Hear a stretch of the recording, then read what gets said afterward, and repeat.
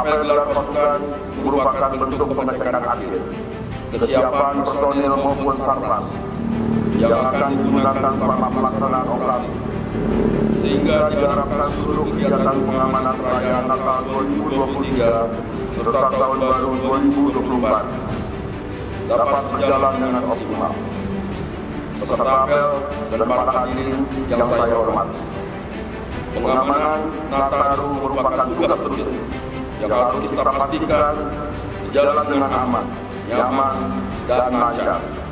Sebagaimana penekanan Bapak Presiden Joko Widodo bahwa Natal dan Tahun Baru ini rutinitas, tetapi apapun tetap harus direncanakan.